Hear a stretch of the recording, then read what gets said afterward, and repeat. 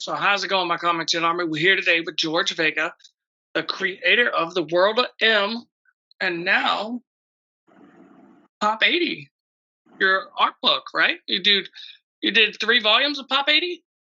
Yes, sir. GV Pop 80s.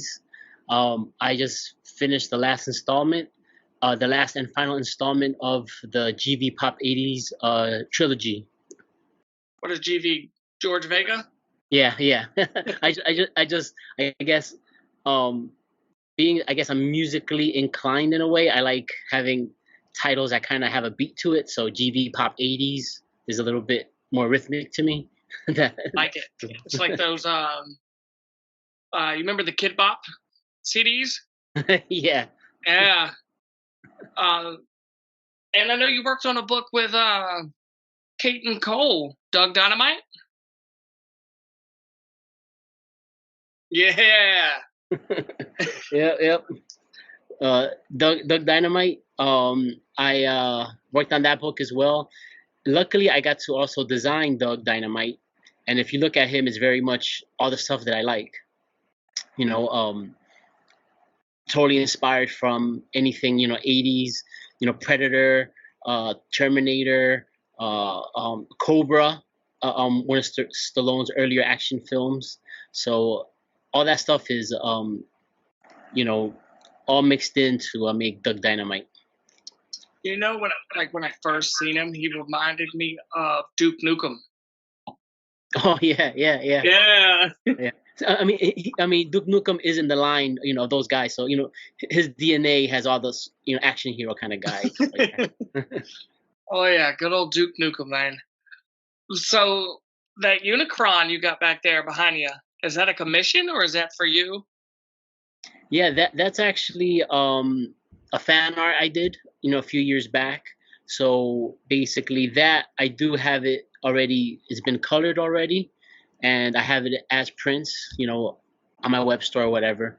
But I actually penciled inked it, and the colors were done by a buddy of mine who's colored a lot of the Transformers comics, Josh Burkham or Burcham. Sorry if I get the last name, if I'm mispronouncing that. I think it's Burcham. But so Josh, who's done a bunch of Transformers stuff and actually drew his own Beast Wars comic for IDW, he did the colors on the final. That's cool. How long did it take you to draw that? It's weird to, it's just hard for me to keep track of the time because I'm usually working on a few different projects or a few different things. So sometimes I'll work on something for a few hours, put it off to the side, something else a few more hours, put off to the side. So, I mean, I think generally I'm within just between drawing and inking a piece, probably, 10 to 12 hours, if I had to, wow. I guess, put a stopwatch on it or whatever.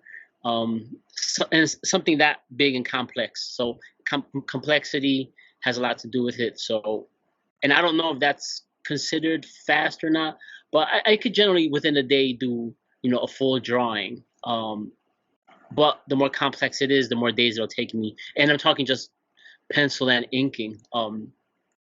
Coloring would be a day by itself. I'm a very slow colorist, and it's because I tend to play with color a little bit.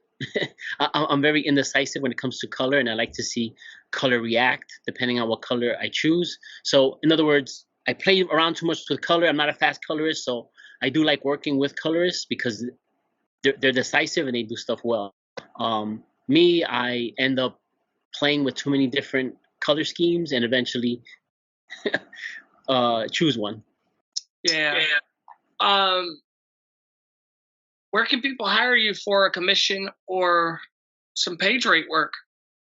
Oh yeah, well, I'm available online, George Vega Art on all platforms, Instagram, Facebook, X, formerly known as Twitter.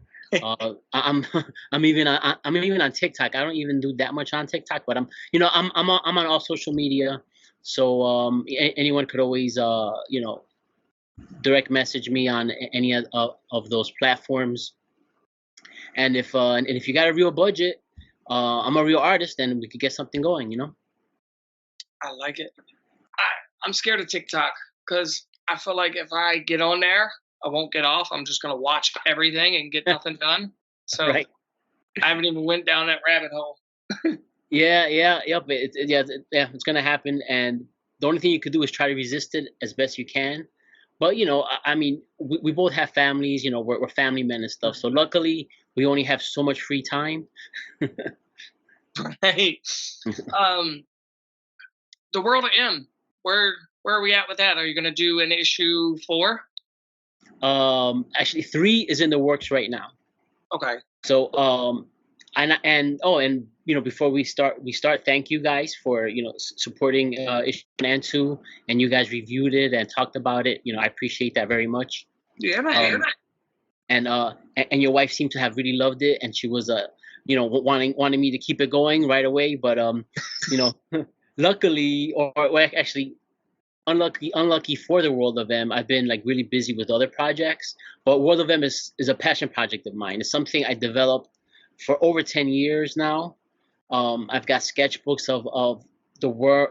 It's literally like a whole world I built. And if you look at it, it's a steampunk adventure story. So it's a steampunk world. And the feedback I get from a lot of the people who have read it is always like, wow, I can already tell this world's already pretty much set. And it's true, it is set. Like, I have very much a lot of it outlined and written. And I do work with a writer, Juan Pablo Osorio, a great writer. I love the way he has an understanding for storytelling that was done like in the 80s, 90s. But I won't say 90s, like in the 80s, 70s, 80s style storytelling, which was take your time, develop something. Moments are supposed to be storytelling moments.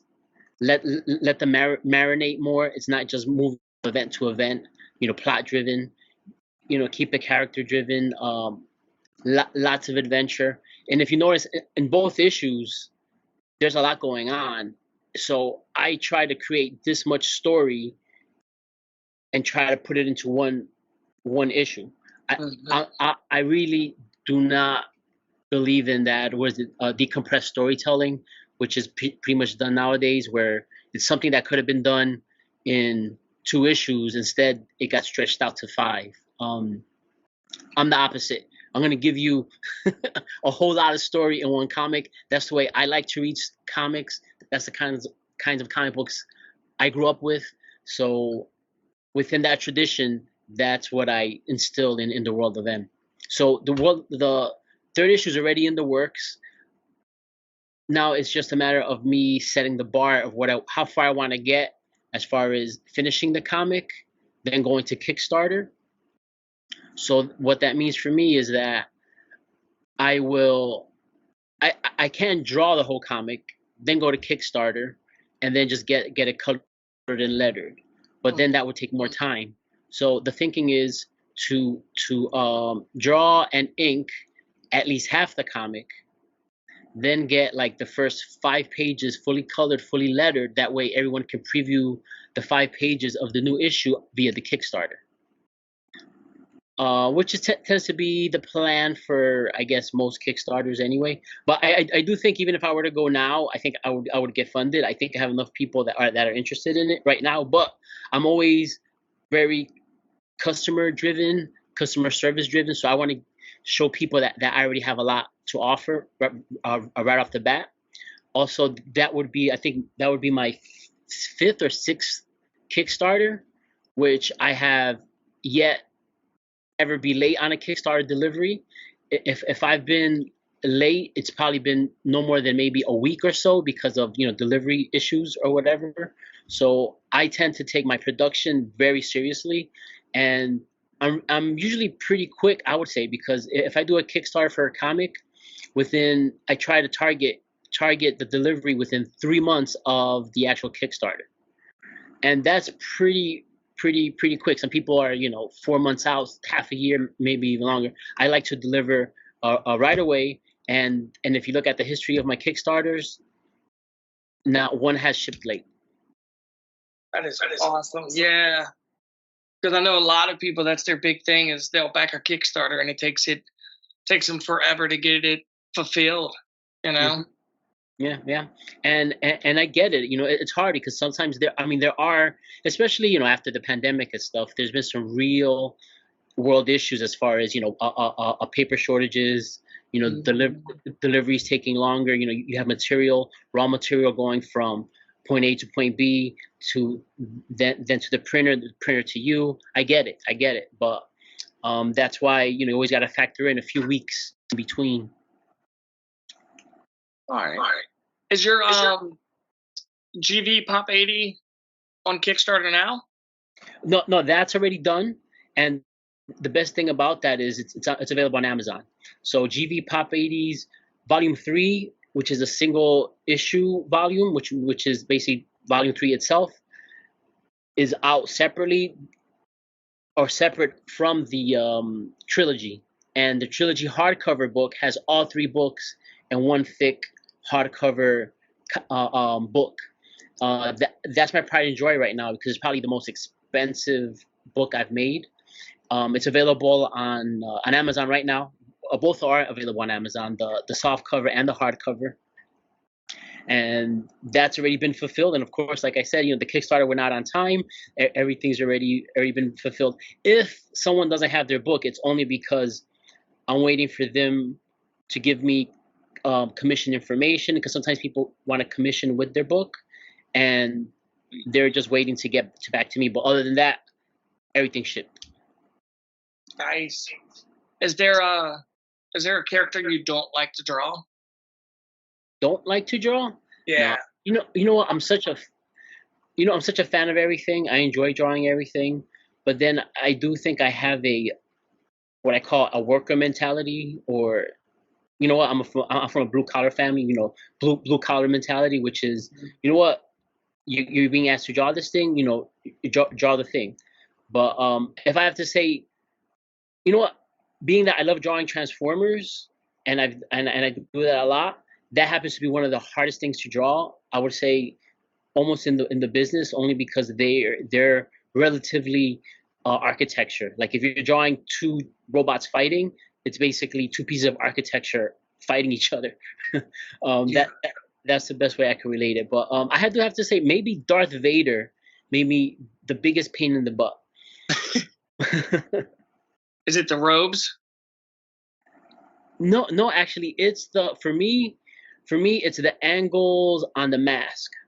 Because if I don't get the right angle, it bothers me. And like the way the eyes are shaped and the way the overall shape of the helmet, because in your mind it's a lot more simpler than it is. And when you actually look at it, there's actual angles that may throw it off. And for me, if it's not like on model, it bothers me. So I think Darth Vader is definitely one of the toughest ones for me. Although there's a lot of black involved in there, and like you think you can cover things up with the shadow, but I don't know. What Comic Cons are you going to be at this year? Okay, so far, I just did Emerald City Comic Con, which was in Seattle. Then next is C2E2 in April, right? End of April. I'll be at C2E2. I have a few other ones scheduled out, but waiting for, you have to wait for confirmations. But so far, on the docket, I have C2E2 in Chicago. I'll be there in Artist Alley, having fun with the people. Sweet. What books are you working on that you can talk about? What I can talk about? Well, actually, probably the one, working on the World of M is probably what I could talk about. There is other stuff I'm working on that isn't comic book related, but it's NDA, it's wrapped under NDA stuff. Yeah. But I mean, I think a lot of people know I work in the card industry, so I do a lot of stuff for Upper Deck. I'm actually probably more known for that work because I've been doing at least 1 to 2 card sets for Marvel related products, for about a decade now. It's just something I've always done. Some years I do a little bit more. This past year I've done more, only because they have some really great products coming out. Now, I'm not trying to promote Upper Deck or anything like that, but they do have some really cool things coming out that interest me. So I had to, say yes. So I actually did a little bit more for the calendar years of 2023 and 2024. I've done more than I have in years. I've always tried to do at least 1 to 2 sets a year. I've done like way more than that in the past, few months. But that stuff is out there. Probably Marvel Beginnings Volume 2. That's coming out soon. I just got the okay to announce that. And I think a Marvel Flair, which is coming out soon. I can announce that because I got my approvals from Marvel to, as far as artwork I did. So, and I was told I can talk about it. So that's it so far. What is Marvel Flair? Are those also cards? Yeah, it's also cards. The Flair is just they used to be their own brand. If I know this correctly, Flair used to be its own brand back in the day, and they eventually got bought out by Upper Deck. So now they just keep the banner name. That way, people who are Flair fans still buy it. And I do think, and I don't even know I'm sure like a true card collector would be able to answer this best. But I do believe each line has specific superheroes they like to show, and using different printing technologies, with the foils and all that kind of stuff. Within the different card sets. And I know, they get stacked up as far as some names and brands within Upper Deck are considered, I guess, more expensive or higher up on in price brackets. Might have to look into this. Yeah. You know what? From what I've seen, they're really awesome looking cards. My stuff are 1-of-1s. So from what I understand, you get like a 1 in 9 chance of opening up a pack with my card in there. Well, even less than that, because you get a 1 in 9 chance of opening up an artist card, and they usually use about 20 artists, maybe even more per card set. So, you break up the math or whatever, you might have you have a chance of opening up one of my cards. So yeah. So really quick, dead or alive, who would you like to make a comic book with? Your dream team? Oh man, dream team. Okay, so now, and I get to stay on doing what I like, which is pencil and inks, right? Yep. Okay. So writer Alan Moore. All right. You know what? Pencil and inks myself. I like inking my own stuff. And as far as colorists, man, maybe the colorist from I can't remember her name, from Dark Knight. Is it Lynn Varley? Lynn Varley, I think. Huh? I think so. Yeah. I just can't think of it right now. But yeah, her on colors, and yeah. So that would be my dream team, with me working with them. Wait, is there anything you want to say before we go, George? Nothing much other than thank you for your support. Through the years, you guys have been so great to me. I even happen to have 2 awards from you guys, so yep. I'm a 2-time award holder. Maybe a 3 in the future, who knows?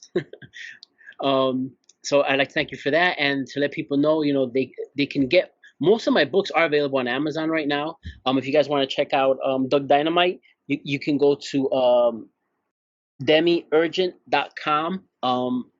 I worked on that comic. You can order your comic from them, and check out my stuff on Amazon. Look up my name. Look up GV Pop 80s. So let me think about this correctly, or talk about GV Pop 80s Volume 3 is what you want to check out on Amazon. All right. Thank you for taking the time to come talk with me, George. Yeah, no problem. Thank you for having me. What? You mean you haven't subscribed to Comicchatauthority? Oh, come on. Subscribe already. What are you waiting for? It's no big deal. Like, man, don't forget to tell him to hit that like button. Yeah, that too. Just subscribe.